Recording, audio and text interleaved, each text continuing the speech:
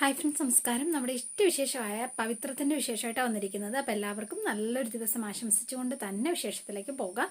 അപ്പോൾ തുടങ്ങുമ്പോൾ തന്നെ കാണുന്നത് നമ്മുടെ രാധ അടിച്ചു ഫിറ്റായിട്ട് നിന്ന് ഭയങ്കര കരച്ചിലും പറച്ചിലുമാണ്. അപ്പോൾ ജീനുണ്ട് കേട്ടോ, സ്നേഹനായിട്ട് ജീവനായി സ്നേഹിച്ച ഒരാള് നിന്നെ എനിക്ക് വേണ്ട എന്ന് പറയുന്നതിന്റെ വിഷമം നിനക്കറിയില്ല ജീനെ. അവൻ എന്നോട് പറഞ്ഞു, അതെ ഞാൻ അവന്റെ ആരുമല്ല എന്നവൻ പറഞ്ഞു. അവളെ മതി, അവളാണ് അവന്റെ ലോകമെന്നും പറഞ്ഞു. അതെ, അവള് മാത്രമാണ് അവൻ പ്രേമിക്കുകയും ചെയ്യുന്നത് എന്ന് പറഞ്ഞ് ഇവള് വീണ്ടും വീണ്ടും കുടിക്കുക. വേണ്ട എന്ന് പറഞ്ഞിട്ടും ഈ ജീനനെ മാറ്റി നിർത്തുക കേട്ടോ. അപ്പൊ ജീനാകതായി ലവ് ഫെയിലിയർ ആയാല ആണുങ്ങൾക്ക് മാത്രമേ കുടിക്കാൻ പാടുള്ളൂ, പെണ്ണുങ്ങൾക്ക് എന്താ കുടിച്ചൂടെ? എന്താ വേണ്ടേ? പെണ്ണുങ്ങൾക്ക് മാത്രം ഫീലിങ്സ് ഒന്നുമില്ലേ? അതുകൊണ്ടോ? അതെ, ശരിക്കും പറഞ്ഞ വീട്ടിൽ പോയി വാതിലടച്ചിരുന്ന് കരയണോ? അതിന് ഞാൻ കരയാൻ തീരുമാനിച്ചിട്ടില്ല എന്ന് പറഞ്ഞ് കരയാണ്. പകരം ഇത് ഞാൻ കുടിക്കും, ഇത് ബോധം പോകുന്നത് വരെ ഞാൻ കുടിക്കും എന്ന് പറഞ്ഞു. പക്ഷെ ഒരു രക്ഷയില്ലാതെ വന്നപ്പോ ജീന ഫോൺ എടുത്ത് വിളിക്കുന്നുണ്ട് കേട്ടോ, ആരെയോ. പിന്നെ കാണുന്നത് നമ്മുടെ വിക്രത്തിനെയാണ്. അപ്പൊ വിക്രം കുളിയൊക്കെ കഴിഞ്ഞ് അകത്തേക്ക് കയറി വരുവാണ്. ഫുഡൊക്കെ എടുത്തോണ്ടിരിക്കുകയാണ് വേദ. ഭക്ഷണം എടുത്തുകൊണ്ട് വന്നു, എന്നിട്ട് അവിടെ വെച്ചു. അമ്മ ഉറങ്ങിയോ? അതൊരു പുതിയ അറിവാണോ എന്ന് ചോദിച്ചു. ഈയിടെയായിട്ട് അമ്മ അങ്ങനെ വിക്രമായത്തിന്റെ വരവും കാത്ത് ഇരിക്കാറില്ലല്ലോ. ഓ, ചോറും കറികളും ഒക്കെ ഇരിപ്പുണ്ട്, വിശക്കുന്നതിന് എടുത്തു കഴിച്ചോ? അതിന് ഞാൻ എടുത്തു കഴിക്കണോ? എന്റെ അപ്പനെ, അവനവൻ ആവശ്യമുള്ളത് എടുത്ത് കഴിച്ചാൽ ഈ കയ്യിലെ തങ്കവള അങ്ങോട്ട് ഊരിപ്പോവോ എന്ന് ചോദിച്ചു. നിങ്ങൾ ആണുങ്ങൾ മുഴുവൻ ഈ അമ്മമാരാ വെറുതെ വേഷം കെട്ട് പഠിപ്പിക്കുന്നത്. പോത്തുപോലെ വളർന്നാലും പാലും തൈരൂടെ അങ്ങ് കുഴച്ചുരുട്ടിട്ട് അയ്യോ പാപ്പം കഴിച്ചോ മോനെ എന്ന് പറഞ്ഞുകൊണ്ട് വായി വെച്ചു തരും. പിന്നെ എങ്ങനെയാ നിങ്ങളൊക്കെ മെയിൽ ഷോവിസ്റ്റുകൾ ആകാതെ വയ്ക്കുന്നത്? എന്താ പ്രസംഗം നിർത്തിയിട്ട് ഭക്ഷണം വിളമ്പിത്തരാൻ പറ്റുമോ? അതിന് ഞാൻ വിളമ്പിത്തരുന്നത് ഇഷ്ടമല്ലല്ലോ. ഇപ്പൊ കുഴപ്പമൊന്നുമില്ല. ആഹാ, അത് ശരി, ഇടയ്ക്ക് കുഴപ്പമില്ല, ഇടയ്ക്ക് കുഴപ്പമുണ്ട്, അത് പറ്റൂല എന്ന് പറഞ്ഞു. ഉച്ചയ്ക്ക് നീ നീട്ടിയ ചോറ് ഞാൻ ഒരിക്കലും തട്ടിക്കളയാൻ പാടില്ലായിരുന്നു.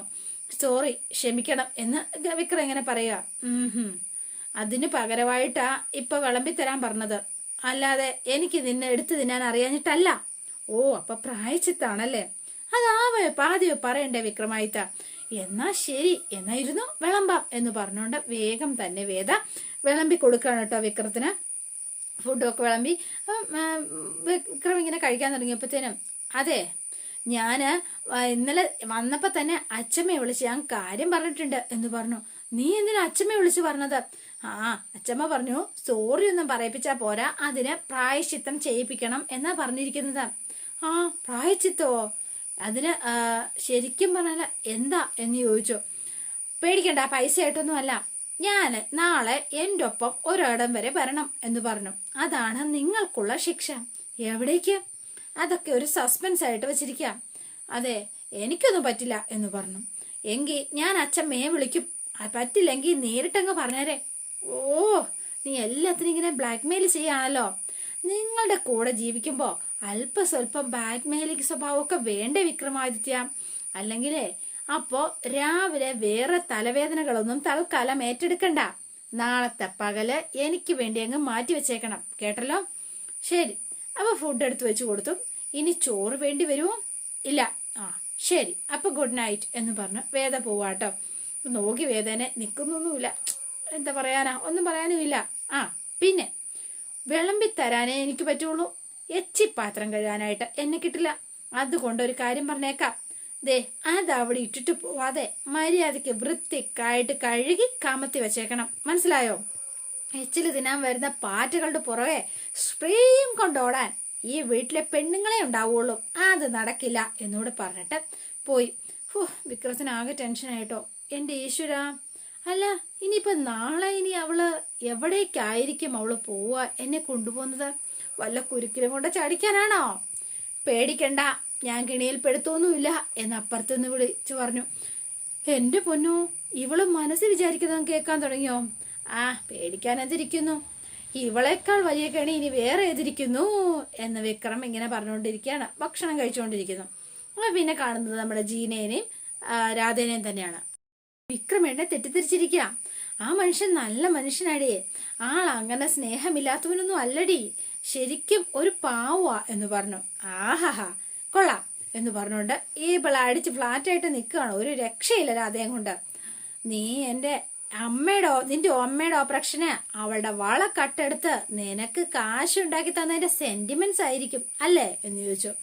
അതെ, അയാള് നിന്നെ സപ്പോർട്ട് ചെയ്തത് കൊണ്ട് നിനക്കവൻ നല്ലവൻ. പക്ഷേ എന്റെ കാര്യത്തിൽ അങ്ങനെയല്ല. അയാള് കാരണം സങ്കടം അനുഭവിച്ചത് ഈ ഞാൻ. അപ്പോ എന്നിട്ടും ഈ ഞാൻ മോശക്കാരി, ആ വിക്രം നല്ലവൻ തന്നെ അല്ലേ എന്ന് ചോദിച്ചു. രാധ മോശം, വിക്രം നല്ലവൻ അല്ലടി എന്ന് ചോദിച്ചു. എന്റെ പൊന്നോ, നീ കള്ളിന്റെ പുറത്ത് എഴുതാപ്പുറം വായിക്കണ്ട രാധേ. അപ്പൊ വീണ്ടും കുടിച്ചു കയറ്റുകയാണ് കേട്ടോ. എടി നിന്ന് നിർത്ത എന്ന് പറഞ്ഞിട്ട് ആര് കേൾക്കാൻ. ദേ നീ നോക്കിക്കോടി, ദേ ഒരു കാര്യം പറഞ്ഞേക്കാം, വെറുതെ വിടില്ല ഞാൻ അവനെ, ആരെയും ഞാൻ വെറുതെ വിടില്ല എന്ന് പറഞ്ഞു. എന്നിട്ട് വീണ്ടും പിടിച്ചു വാങ്ങിയപ്പോൾ ഒരു രക്ഷയില്ല, വീണ്ടും കുടിക്കാൻ തുടങ്ങുകയാണ്.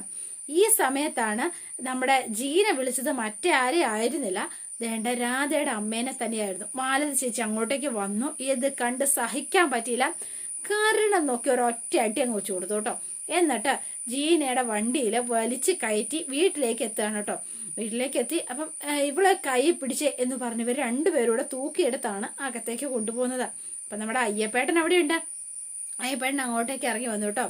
എന്താടി ഇത് എന്ന് ചോദിച്ചോ.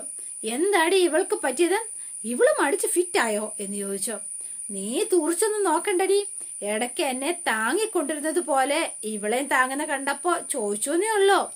അതെ, വഴി കാണിച്ചു കൊടുക്കാൻ നിങ്ങളെ പോലൊരു തന്തയുള്ളപ്പോ ഇവളിങ്ങനെ ചെയ്തില്ലെങ്കിലേ അതിശയുള്ളൂ. നീ എന്താടി പറയുന്നത്, മോള് കള്ളു കുടിച്ചുന്നോ? എന്താ കുടിച്ചൂടെ എന്നായിരുന്നു അടുത്ത ചോദ്യം. ഇനിയും ഞാൻ കുടിക്കും എന്ന് പറഞ്ഞു. കുടിച്ചു കുടിച്ചു കുടിച്ച് ഞാൻ ചാകും എന്ന് പറഞ്ഞു. എടി മൂദേവി നിന്നെ ഞാൻ എന്ന് പറഞ്ഞ് കൈ ഓങ്ങുവാണ് മാലതി. വേണ്ടമ്മേ, ഇപ്പൊ നാളോട് സംസാരിക്കണം, ഇവളോട് ഇപ്പൊ എന്ത് പറഞ്ഞാലും കേൾക്കാൻ പറ്റിയ ആ ഒരു സ്ഥിതിയിലല്ല. അവളുടെ മനസ്സിന് നല്ല വിഷമമുണ്ട്. അതാ. അതെ എടി മാലതി, ശരിക്കും ഇവള് ഫിറ്റാന്നാണോ നീ പറയണത്? ഉള്ളിലേക്ക് കഴിച്ച ശീലം നിങ്ങൾക്കല്ലേ, കണ്ടറിഞ്ഞുകൂടെ? ഡി നിന്നെ ഞാൻ എന്ന് പറഞ്ഞ് പെട്ടെന്ന് ഇവളുടെ നേരെ കൈ ഓങ്ങിയേട്ടോ അയ്യപ്പൻ. തൊട്ടു പോകരുത് എന്റെ കൊച്ചിനെ. ശരിക്കും ഓർമ്മ വെച്ച കാലം മുതല് നിങ്ങളെ നിങ്ങളുടെ മോള് 4 കാലിലേ കണ്ടിട്ടുള്ളൂ. അവൾക്ക് മനസ്സിലൊരു വിഷമം വന്നപ്പോ അത് തീർക്കാനുള്ള വഴിയും അവള് നിങ്ങൾ തന്നെയാ പഠിപ്പിച്ചു കൊടുത്തിരിക്കുന്നത്. ഒരു പെൺകുട്ടി ജനിച്ചപ്പോ എനിക്ക് ഭയങ്കര സമാധാനവും സന്തോഷമായിരുന്നു. നിങ്ങളെപ്പോലെ ആണൊരുത്തൻ മറ്റൊരു നിങ്ങളായി മാറാൻ ഒരുത്തനില്ലല്ലോ എന്നോർത്ത് സമാധാനിച്ചു. പക്ഷെ അതും പോയി എന്ന് പറഞ്ഞാൽ മതിയല്ലോ. നടക്കടി അങ്ങോട്ട്. തൃപ്തിയായല്ലോ നിങ്ങൾക്ക്? എന്നിട്ട് ദേ വലിച്ചുകൊണ്ട് ആ കട്ടിലേക്ക് ഇടുകയാണ് കേട്ടോ. പോയി കുളിച്ച് വേഷം മാറി കിടന്ന് ഉറങ്ങടി, എല്ലാത്തിനെയും ഞാൻ ശരിയാക്കും എന്നൊക്കെ പറഞ്ഞാണ് രാധ. അപ്പൊ ഇത് കണ്ടിട്ട് രാധയ്ക്ക് സഹിക്കാൻ പറ്റണില്ല കേട്ടോ. വല്ലാത്ത സങ്കടമായിപ്പോയി. അതെ, വേദയാണ് വിവാഹം കഴിക്കാൻ പോണമെന്ന് വിക്രമേട്ടൻ പറഞ്ഞു, അതാണ് കാരണം എന്ന് പറഞ്ഞു. അപ്പൊ മാലതി വേഗം ഓർത്തെടുത്തു. താൻ ചെന്ന് പറഞ്ഞ ആ ഒരു കാര്യം മാലതിയുടെ മനസ്സിലേക്ക് ഓടി വന്നു കേട്ടോ. അപ്പൊ മാലതിക്ക് ശരിക്കും സങ്കടം വന്നു. അവളുടെ അവസ്ഥ കണ്ട വല്ലാത്തൊരു വിഷമായി പോയി കേട്ടോ. എന്ന വേദനയാണ്. അപ്പൊ അമ്മ അങ്ങോട്ടേക്ക് വന്നിട്ട് മോളെവിടെ പോകാൻ ഇറങ്ങുക എന്ന് ചോദിച്ചു. വൈകിട്ട് ഞാൻ വരൂ കേട്ടോ അമ്മയെന്ന് പറഞ്ഞു. അപ്പൊ നന്ദിനി അങ്ങോട്ടേക്ക് ഇതിലേ പോവായിരുന്നു. പോകുന്നതിന് മുൻപ് ഭക്ഷണം കഴിച്ചിട്ട് പോണം കേട്ടോ എന്ന് പറഞ്ഞു. അപ്പൊ നന്ദിനി അങ്ങോട്ടേക്ക് വന്നിട്ട് ഹാ എവിടേക്കാ പോകുന്നതെന്ന് അമ്മ ചോദിക്കുന്നില്ലേ? എന്തിന്? അത് നീ നന്ദിനി എവിടെയൊക്കെ പോകാറുണ്ട് ഞാൻ ചോദിക്കാറുണ്ടോ? അതിന്റെ ആവശ്യം എന്താ? പക്ഷെ അമ്മ ചോദിച്ചില്ലെങ്കിലും ഞാൻ പറയാറുണ്ട് അല്ലേ? എനിക്കിപ്പൊ പറയാൻ മനസ്സില്ല എന്ന് പറഞ്ഞു വേദ. അപ്പോഴോ കണ്ണടച്ച് കാണിച്ചു കേട്ടോ. അതെ, കേട്ടില്ലേ അമ്മ ഇവളുടെ അഹങ്കാരം? ഇതിലിപ്പോ അഹങ്കാരത്തിന്റെ വിഷയം ഒന്നുമില്ല നന്ദിനി. ആ കുട്ടിക്ക് അവക്ക് പോകേണ്ട എവിടേക്കോ പോകുന്നു. അതിനിപ്പോ എന്താ? നന്ദിനി അടുത്ത് വെറുതെ പേടിക്കൊന്നും വേണ്ട. ഞാൻ വിക്രത്തിന്റെ കൂടെയാ പോണത്, തനിച്ചൊന്നും അല്ല. വിക്രമിന്റെ കൂടെയോ എന്ന് ചോദിച്ചു. എവിടേക്ക്? അതൊക്കെ ഉണ്ട് എന്റെ നന്ദിനി അടുത്തി. അത് രാത്രിയിൽ സംഭവിച്ചതാ. രാത്രി എന്ത് സംഭവിച്ചു എന്ന്? അപ്പൊ വേദ പതുക്കെ ഒന്ന് പോ നന്ദിനി അടുത്തി, എന്ത് പറയാനാ? നന്ദിനി അടുത്തി അരുതാത്ത ഒന്നും സംഭവിച്ചിട്ടില്ല. എന്താ പോരെ? നന്ദിനി നിനക്കെന്താ പ്രശ്നം? വേദ എങ്ങോട്ടാ പോണത്, എന്തിനു പോന്നു എന്നാണോ നിന്റെ പ്രശ്നം? അയ്യോ എനിക്കൊന്നും അറിയണ്ടേ. ഞാൻ ഒരു വീട്ടിൽ ഒരുമിച്ച് താമസിക്കുന്നു ജീവിക്കുന്നു എന്നുള്ളത് കൊണ്ട് ചോദിച്ചു എന്ന് മാത്രം. പുറത്തു പോയി എന്തെങ്കിലും സംഭവിച്ചാ എങ്ങോട്ടാ പോയി എന്നറിയാലോ എന്ന് കരുതി മാത്രം ചോദിച്ചതാ. എന്തൊക്കെയാ നന്ദിനി നിന്റെ വായിൽ നിന്ന് വരുന്നത്? പുറത്തേക്ക് നിന്ന് പോകുന്ന ഒരാളോട് ഇങ്ങനെയൊക്കെ പറയാൻ പറ്റുമോ? ഇങ്ങനെയാണോ പറയുന്നത് എന്ന് ചോദിച്ചു. അമ്മേ ഞാൻ വരട്ടെ അമ്മേ, മോളെ ഒന്ന് ഇഡ്ഡലി ഉണ്ട് കഴിച്ചിട്ട് പോ. വേണ്ടമ്മേ, ഞാനും വിക്രവും ഏതെങ്കിലും വെജിറ്റേറിയൻ ഹോട്ടലിൽ കയറി മസാല ദോശ വാങ്ങിത്തരാമെന്ന് വിക്രം പറഞ്ഞിട്ടുണ്ട്. മസാല ദോശയോ? എന്താ നീ ഇതുവരെ ആ പേര് കേട്ടിട്ടില്ലേ എന്ന് ചോദിച്ചു. അല്ല, വിക്രം അതൊക്കെ വാങ്ങിക്കൊടുക്കാൻ പോയി എന്ന് കേട്ടപ്പോ ഒരു സംശയം, അത്രേ ഉള്ളൂ. ഒരു സംശയം വേണ്ട. വേണമെങ്കിൽ ഞങ്ങളെ രണ്ടുപേരും ഒരുമിച്ച് ഭക്ഷണം കഴിക്കുന്നത് ഒരു സെൽഫി എടുത്ത് നന്ദിനി അടുത്തേക്ക് അയച്ചു തരാം. എനിക്കെന്തിനാ അതൊക്കെ? 100 രൂപ കൊടുത്താ ആർക്കും കിട്ടും ഒരു നല്ല അസല് മസാല ദോശ. അത് നീ ഇടയ്ക്കിടയ്ക്ക് വിനായകനെ കൊണ്ട് വാങ്ങിപ്പിച്ച് തനിച്ചിരുന്ന് കഴിക്കാറുണ്ടല്ലോ. എന്താ ശരിയല്ലേ? അപ്പൊ അടിയോടെ തടി വാങ്ങി മോള് വെയിൽ മൂക്കുന്നതിന് മുന്നേ ഇറങ്ങാൻ നോക്ക മോളെ. ശരി അമ്മേ എന്ന് പറഞ്ഞു. അപ്പൊ വേദ ഇറങ്ങാനായിട്ട് എല്ലാം പാഴ്സലാക്കി. അല്ല, ഒരു ഒന്ന് നിന്റെ വീട്ടിൽ നിന്ന് ആരൊക്കെയോ ഇങ്ങോട്ടേക്ക് വരുമെന്നല്ലേ നീ പറഞ്ഞത്? അവര് വരുമ്പോ നീ ഇല്ലാതിരുന്ന എങ്ങനെയാ? അവരോട് ഇന്ന് വരണ്ട എന്ന് ഞാൻ പറഞ്ഞിട്ടുണ്ട്. അതെ, നമുക്ക് വിക്രമിന്റെ കൂടെ ഇറങ്ങാനൊരു അവസരം കിട്ടുമ്പോ നമ്മൾ അതല്ലേ ഏട്ടത്തി ഉപയോഗിക്കേണ്ടത്. വീട്ടുകാർക്കൊക്കെ ഇനിയും വരാലോ. പോട്ടെ എന്ന് പറഞ്ഞു. നന്ദിനി ഇങ്ങനെ കണ്ണു തള്ളി നിൽക്കുകയാണ്. ഇതെന്താ സംഭവം എന്ന്. അപ്പൊ നേരെ ചെന്നു വിക്രത്തിന്റെ റൂമിലേക്ക് കയറി ചെല്ലാണ് കേട്ടോ. ഇത് നോക്കി നന്ദിനി. എന്നാലും ഇതെവിടേക്കായിരിക്കും എന്നായിരുന്നു ചിന്ത. ആഹാ, ഒരുങ്ങി കഴിഞ്ഞല്ലോ, സുന്ദരനായല്ലോ. ഞാനും എത്തി. അല്ലെങ്കിൽ നീ അച്ഛമ്മയെ വിളിച്ചു പറയുന്നല്ലേ ഭീഷണി? അത് ശരിയാ. എന്നാ നമുക്ക് പുറപ്പെടാം. എവിടേക്കാ? എന്താ പരിപാടി? പറയാംന്നേ. എനിക്ക് വിശക്കുന്നു. എന്തെങ്കിലും കഴിച്ചിട്ട് പോകാം. നമുക്ക് പോകുന്ന വഴിക്ക് കഴിക്കാം. പോകുന്ന വഴിക്കോ? നല്ല ഹോട്ടലിലും കയറി മസാല ദോശ കഴിക്കാം. എന്താ? എനിക്കൊന്നും പറ്റില്ല വിക്രം, പ്ലീസ്. ഞാൻ അമ്മയോട് നന്ദിനിയടുത്തിയോടൊക്കെ അങ്ങനെയാ പറഞ്ഞത്. ഇനി പ്ലീസ്. അല്ലെങ്കിൽ അതും പറഞ്ഞ ആ നന്ദിനിയടുത്ത് എന്നെ കാളിയാക്കും. ശരി, എന്നാ എങ്ങോട്ടാ പോകുന്നതെന്ന് പറയാന്നേ എന്ന് പറഞ്ഞു. ഓ അതെ, പിന്നെ നമ്മൾ ബൈക്ക് എടുക്കണ്ട, നമുക്കൊരു വണ്ടി വിളിച്ചു പോവാം. വണ്ടി വിളിച്ചോ? ഒരു ഓൺലൈൻ ടാക്സി ഞാൻ ബുക്ക് ചെയ്തിട്ടുണ്ട്, ഇപ്പൊ വരും, ബാ നമുക്ക് പോവാം എന്ന് പറഞ്ഞ് ഇവർ രണ്ടുപേരൂടെ ഇറങ്ങാണ്. ഇങ്ങനെ കാത്തു നിൽക്കാണ്. ഇവർ ഇറങ്ങുന്നതും കാത്ത് വേദ ഓടിച്ചെന്ന് വിക്രത്തിന്റെ കയ്യിൽ കോർത്തു പിടിക്കുകയാണ് കേട്ടോ. അപ്പൊ ഇത് കണ്ട് വിക്രം, എന്ത് കാണിക്കുന്നത്? അതൊന്നും വേണ്ട, നിങ്ങളുടെ തോളിച്ചേരാനുള്ള കൊതി കൊണ്ടൊന്നുമല്ല, നന്ദിനി അടുത്തി ഒന്ന് കാണിക്കാൻ വേണ്ടിയാ. പ്ലീസ്, ഞങ്ങളെന്നാ ചുറ്റി അടിച്ചിട്ട് വരാൻ കേട്ടോ നന്ദിനി അടുത്തി. ഓ ശരി, നോക്കിയും കണ്ടുമൊക്കെ പോണേ. ഓ എന്ന് പറഞ്ഞ ഒരാക്കിയ രീതിയിൽ വേദയും വിക്രവും കൂടെ അങ്ങ് പോവാണ് കേട്ടോ. പിന്നെ കാണുന്നത് നമ്മുടെ രാധേനെയാണ്. ഇന്നലെ കഴിച്ചതിന്റെ ഹാങ് ഓവറിൽ ദേണ്ട വാള് വെച്ചുകൊണ്ടിരിക്കുകയാണ് കേട്ടോ. ഭയങ്കര വോമിറ്റിങ്. അപ്പം മാലതി എന്ന് വിളിച്ച അയ്യപ്പൻ, എന്താ മനുഷ്യ നിങ്ങൾ എന്തിനാ ഈ കിടന്ന് കാറുന്നത് എന്ന് ചോദിച്ചു. മോള് ഛർദിക്കുന്നു, അതിനിപ്പോ ഞാൻ എന്ത് ചെയ്യണം എന്ന് ചോദിച്ചു. അതെ, ഇത്രയും നാളും നിങ്ങളുടെ ഛർദിൽ കഴുകിയും വൃത്തിയാക്കിയും ജീവിതം ഞാൻ തൊലച്ചു. ഇനി അവരുടെയും കൂടെ വേണമെന്നായിരിക്കും. നീ ആ പുറമൊന്ന് തിരുമ്മിക്കൊട്, പിന്നെ അതല്ലേ എന്റെ പരിപാടി. കഷ്ടം തന്നെ എന്ന് പറഞ്ഞു. അപ്പൊ പാവം വന്ന് വെള്ളമൊക്കെ വായിക്കൊണ്ട് ഇങ്ങനെ കുലുക്കി തുപ്പു കേട്ടോ. നിങ്ങൾക്കൊന്ന് തിരുമ്മി കൊടുത്താൽ എന്താ? നിങ്ങൾക്ക് ഇരുന്നിടത്തുനിന്ന് എഴുന്നേക്കാൻ പറ്റില്ലല്ലോ. 2 എണ്ണം അകത്ത് ചെന്നാലല്ലേ ഉഷാറാകൂ. ഇങ്ങനെ ഒരു തന്തയും അങ്ങനെ ഒരു മോളും എന്ന് പറഞ്ഞ് മാലതി, ദേ ഒരു കാര്യം ഞാൻ പറഞ്ഞേക്കാം എന്ന് പറഞ്ഞു. ഡി എന്ന് വിളിച്ചു. അപ്പോഴേക്കും ആളുടെ നിയന്ത്രണം വിട്ടുട്ടോ. അത്രയും നേരം പിടിച്ചു നിന്നെങ്കിലും രാധ വേഗം ചെന്ന് അമ്മയെ കെട്ടിപ്പിടിച്ച് നിന്ന് കരയുക. അമ്മ, ഇനി എന്റെ ഭാഗത്തുനിന്ന് അങ്ങനെ ഒരു തെറ്റുണ്ടാവില്ല, അമ്മ എന്നോടൊന്ന് ക്ഷമിക്കണം എന്ന് പറഞ്ഞു. ഇക്കാര്യത്തില് അമ്മ എന്നോട് പിണങ്ങരുത് എന്ന് പറഞ്ഞു. അപ്പൊ വേഗം തന്നെ മാലതിക്കുന്ന സങ്കടമായി കേട്ടോ. ആള് പിടിച്ചു നിന്ന് വലിയ ജാടയിട്ടതൊക്കെയാണ്. നീ അല്ലാതെ എനിക്ക് ആരടിയുള്ളത് എന്ന് ചോദിച്ചോ. മോള് വിഷമിക്കാതെ, സങ്കടപ്പെടല്ലേ എന്നൊക്കെ പറഞ്ഞ് വേഗം ചേർത്ത് പിടിക്കാണ് കേട്ടോ. മോളെ നീ വിഷമിക്കാതെ, നീ ഇങ്ങനെ കരയല്ലേ, സങ്കടപ്പെടല്ലേ എന്ന് പറഞ്ഞു. വിക്രം അങ്ങനെയൊക്കെ പറഞ്ഞപ്പോ നിനക്ക് വിഷമായിന്ന് അമ്മയ്ക്കറിയാം. എങ്കിലും പക്ഷേ അതൊക്കെ പരിഹരിക്കേണ്ടത് എങ്ങനെയാണോ മോളെ എന്ന് ചോദിച്ചു. ഒരിക്കലും അല്ല. ദേ നോക്കിയേ, അവന്റെ മനസ്സിൽ എന്താണെന്നോ ഇപ്പൊ എന്റെ മോക്ക് മനസ്സിലായില്ലേ. അതുകൊണ്ട് മോളൊരു കാര്യം മനസ്സിലാക്കി പെരുമാറണം. ദേ നമ്മുടെ ജീവിതം, അല്ലെങ്കിൽ എന്റെ ജീവിതം കൊണ്ട് ഞാൻ പഠിച്ച ഒരു പാഠമുണ്ട്.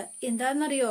നമ്മൾ ആത്മാഭിമാനം വെടിഞ്ഞ് ആരുടെയെങ്കിലും പുറകെ നടന്നാൽ നമുക്ക് അവരുടെ കാലിലെ ചെരുപ്പിന്റെ വില പോലും നമുക്ക് തരില്ല എന്നുള്ളതാണ് സത്യം എന്ന് പറഞ്ഞു.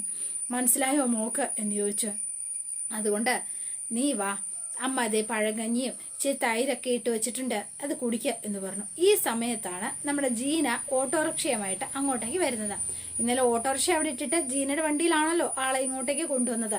അപ്പോൾ ഓട്ടോറിക്ഷയായിട്ട് വരുന്ന കൂട്ടത്തിൽ മറ്റൊരാളൂടെ ഉണ്ടായിരുന്നു, നമ്മുടെ നന്ദിനി ഏട്ടത്തി. അടുത്ത പിരിയുമായിട്ട് വന്നിരിക്കുകയാണെന്നുള്ളതാണ് സത്യം. ഇവരെന്തിനാ ഇപ്പൊ ഇങ്ങോട്ടേക്ക് എന്നിങ്ങനെ ഓർത്തു കേട്ടോ. എന്താ ഇങ്ങനെ നോക്കുന്നത്, ഞാൻ നന്ദിനിയാ എന്ന് പറഞ്ഞു. അത് മനസ്സിലായി. രാവിലെ തന്നെ എന്തിനാ വന്നതെന്ന് ആലോചിച്ചതാ. ഞാൻ രാധ ഒന്ന് കാണാൻ വന്നതാ. ഇവള് കള്ളും കുടിച്ച് ബഹളം ഉണ്ടാക്കിയത് നാട്ടുകാർ മുഴുവൻ അറിഞ്ഞോ എന്റെ ദൈവമേ എന്നായിരുന്നു അയ്യപ്പന്റെ ടെൻഷൻ. ഞാനിപ്പോ അങ്ങ് പോകും, എനിക്ക് ഇത്തിരി കുടിക്കാൻ വെള്ളം തരുമോ? ഞാൻ അപ്പഴം രാധയായിട്ടൊന്ന് സംസാരിക്കട്ടെ. ശരി എന്ന് പറഞ്ഞ് മാലതി അകത്തേക്ക് പോയി. താക്കോലും കൊണ്ടുപോയി ജീന കൊടുത്തിട്ട് ഞാൻ ഇറങ്ങാം, എന്റെ വണ്ടി പേട്ടെ കിടക്കുക, ചെല്ലട്ടെ മോളെ. ജീന പൊക്കോ, എന്നെ രാധ കൊണ്ടുവിട്ടോളും എന്ന് പറഞ്ഞു. ശരി എന്ന് പറഞ്ഞുകൊണ്ട് വേഗം തന്നെ എന്താ പറയാ ജീന അങ്ങ് പോയി. അപ്പം അയ്യപ്പണ്ണ നിൽക്കാണ്. എടി പൊട്ടിപ്പെണ്ണെ നീ ഇങ്ങ് വന്നേ എന്ന് പറഞ്ഞ ഇവളെയും വിളിച്ചോണ്ട് അപ്പുറത്തേക്ക് മാറി നിൽക്കുകയാണ് നന്ദിനി. നിനക്ക് എന്തടി പറ്റിയത്? ദിവസം 2 തവണയെങ്കിലും വരുന്ന ആളാണല്ലോ നീ. ഇപ്പൊ നീ എന്താ അതിലെ കാണാത്തത്? അവിടെ ഞാൻ വരുന്നതാണല്ലോ പ്രശ്നം. അവിടെ ഞാൻ വരുന്ന ഒഴിവാക്കുന്ന നല്ലതെന്ന് എനിക്ക് തോന്നി. ബെസ്റ്റ്. അതുകൊണ്ട് നിനക്കെന്ത് ഗുണമുണ്ടാവുന്ന? എലിയെ പേടിച്ച് ഇല്ലം ചുടുകാന്ന് അച്ഛൻ ഇടയ്ക്കിടയ്ക്ക് പറയാറുണ്ട്. നീ ഇപ്പൊ ചെയ്യുന്നത് അത് തന്നെയാ. ആ പെണ്ണിനെ പേടിച്ച് സ്വന്തം ജീവിതം വേണ്ടെന്ന് വെക്കുക. അത് അവള് കാരണമല്ല. ആ ജീവിതത്തിൽ നിന്ന് ഇറങ്ങിപ്പോയിക്കോളാൻ പറഞ്ഞത് വിക്രമേട്ടൻ തന്നെയാ. അവൻ അത് സീരിയസ് ആയിട്ട് പറഞ്ഞതെന്നാണോ നിന്റെ വിചാരം? അല്ല എടി, സീരിയസ് ആയിട്ട് പറഞ്ഞാണെങ്കിൽ അവൻ അവളോട് ഇഷ്ടമാണെന്ന് പറയണ്ടേ? അതവൻ ഇതുവരെ പറഞ്ഞിട്ടില്ലല്ലോ. പക്ഷെ അതും പറഞ്ഞു ഏട്ടത്തി. എന്റെ പെണ്ണെ, നിന്നോട് അവൻ വെറുതെ പറഞ്ഞതായിരിക്കും. ഇനി അഥവാ അങ്ങനെ പറഞ്ഞാൽ തന്നെയും അത്ര പെട്ടെന്നൊന്നും നീ അവനെ വിട്ടു പോവില്ലാന്ന് അവൻ അറിഞ്ഞൂടെ? അവൻ എന്താ പൊട്ടനാ? അതെ, അപ്പൊ എനിക്കൊന്നും അറിയില്ല എന്റെ ഏട്ടത്തി. ഇന്നലെ വിക്രം അങ്ങനെയൊക്കെ സംസാരിച്ചു കഴിഞ്ഞപ്പോ എന്റെ സമനില തെറ്റിപ്പോയി. പറഞ്ഞപ്പോ മുതല് ഞാൻ ആകെ തകർന്നിരിക്കുക എന്ന് പറഞ്ഞു.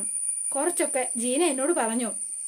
അതെ എടി പെണ്ണെ, ദേ നിനക്ക് വട്ട എന്ന് ഞാൻ പറയും. ആ വേദ വിക്രത്തിനോട് ശരിക്കും ഇഷ്ടമുണ്ടായിട്ടാണ് ആ വീട്ടിൽ വന്ന് നിൽക്കുന്നത് നിനക്ക് തോന്നുന്നുണ്ടോ? പിന്നെ എടി, അവളുടെ ഉള്ളില് മറ്റെന്തോ ഗൂഢ ലക്ഷ്യമുണ്ട് എന്ന് പറഞ്ഞു. പ്രതികാരത്തിന് വേണ്ടി ഏതറ്റം വരെ പോവുമെന്ന് ഒരിക്കൽ അവൾ എന്നോട് പറഞ്ഞിട്ടുള്ളതാ. അതുകൊണ്ട് തന്നെ ദേ, എനിക്ക് ഇതൊന്നും നിന്നോട് പറയേണ്ട കാര്യമൊന്നുമില്ല. പക്ഷെ ഇതിപ്പോ അവനെ കല്യാണം കഴിച്ചാ എനിക്ക് ഒരു പ്രശ്നവുമില്ല. പക്ഷെ നീയും ഞാനും തമ്മില് ഒരു സാമ്യമുണ്ട്. നീയും ഞാനും ഒരേ ചുറ്റുപാടിലുള്ളവരാ. മനസ്സിലായില്ലേ നിനക്ക്? നമ്മളെ വർക്കിംഗ് ക്ലാസ്, മനസ്സിലായോ? അടിസ്ഥാന വർഗം. അതുകൊണ്ട് എന്റെ അച്ഛനെ ഒരു കമ്മ്യൂണിസ്റ്റുകാരനാ, അറിയോ? വർഗസ്നേഹം ഉണ്ടാവണമെന്ന് അച്ഛൻ എപ്പോഴും പറയാറുണ്ട്. ആ ഒരു ഒറ്റ കാരണം കൊണ്ടാ ഇപ്പോ നിന്നെ തേടി ഞാനിവിടെ വന്നത്. ആ വേദയില്ലേ, അവളുണ്ടല്ലോ, ശരിക്കും പറഞ്ഞാലേ അവള് പറയണ്ടെന്നേ, വിശ്വസിക്കാൻ കൊള്ളാത്ത ഏനവാന്നേ. അതുകൊണ്ട് അപ്പൊ നമ്മുടെ ചെറുക്കനെ നമ്മൾ തന്നെ കാക്കണ്ടേ? അതല്ലേ ഒരിത് എന്നൊക്കെ ചോദിച്ച് അടുത്ത വീണ്ടും നമ്മുടെ രാധയുടെ മനസ്സിളക്കാനായിട്ട് എത്തിയിരിക്കുകയാണ് നമ്മുടെ നന്ദിനി. അപ്പൊ അതോടെയാണ് ഇന്നത്തെ വിശേഷം അവസാനിക്കുന്നത്. അപ്പൊ നാളത്തെ വിശേഷം ഇതിലും ഗംഭീരാണ്. അപ്പൊ എല്ലാവരും വെയിറ്റ് ചെയ്യുക. ഇഷ്ടപ്പെട്ടുവെങ്കിൽ ലൈക്ക് ചെയ്യുക, ഷെയർ ചെയ്യുക, തൊട്ടടുത്ത് ആ ബെൽബട്ടൺ കൂടെ ഒന്ന് ഞെക്കുകയാണെങ്കിൽ ഞാൻ ഇടുമ്പോൾ തന്നെ നോട്ടിഫിക്കേഷൻ ലഭിക്കുന്നതായിരിക്കും. പുതുപുത്തൻ വിശേഷമായിട്ട് എത്താം. Bye and see you again.